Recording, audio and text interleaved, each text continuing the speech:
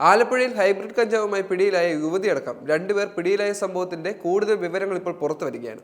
പിടിയിലായ തസ്ലീമ സുൽത്താനയ്ക്ക് സിനിമാ മേഖലയിലെ ഉന്നതരുമായി ബന്ധമുണ്ടെന്ന് excise deputy commissioner S Vinod Kumar അറിയിച്ചിട്ടുണ്ട്.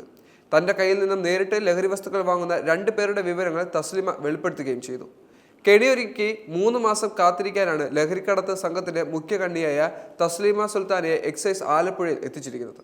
ഓമനപ്പുഴ തീരദേശ റോഡിൽ വെച്ച് ഹൈബ്രിഡ് കഞ്ചാവ് ഉൾപ്പെടെ തസ്ലീമയും കൂട്ടാളികളും എക്സൈസ് കസ്റ്റഡിയിലെടുത്തിരുന്നു.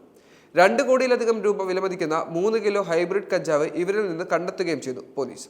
ആലപ്പുഴ മണ്ണഞ്ചേരി സ്വദേശിയാണ് ഒപ്പം പിടിയിലായ ഫിറോസ്. സെക്സ് റാക്കറ്റ് കേസിൽ ഒരു തവണ പിടിയിലായ തസ്ലീമയ്ക്ക് സിനിമാ മേഖലയുള്ളവരുമായി അടുത്ത ബന്ധമുണ്ടെന്നാണ് excise deputy commissioner S Vinod Kumar അറിയിക്കുന്നത്. സിനിമാ നടന്മാരായ ഷൈൻ ടോം ചാക്കോ, ശ്രീനന്ദ് ബാസി എന്നിവർക്ക് കഞ്ചാവും ലഹരി വസ്തുക്കളും പലതവണ കൈമാറിയിട്ടുണ്ടെന്ന് തസ്ലീമ വെളിപ്പെടുത്തിയതോടെ എക്സൈസ് ഡെപ്യൂട്ടി കമ്മീഷണർ ഇതിനെപ്പറ്റി ഒരു സ്ഥിരീകരണം അറിയിച്ചിട്ടുണ്ട്. ഇവർ ഉൾപ്പെടെ സിനിമാ മേഖലയിലെ പ്രമുഖരുടെ നമ്പറുകളും വാട്സപ്പ് ചാറ്റുകളും തസ്ലീമയുടെ ഫോണിൽ നിന്നും കണ്ടെത്തുകയും ചെയ്തു.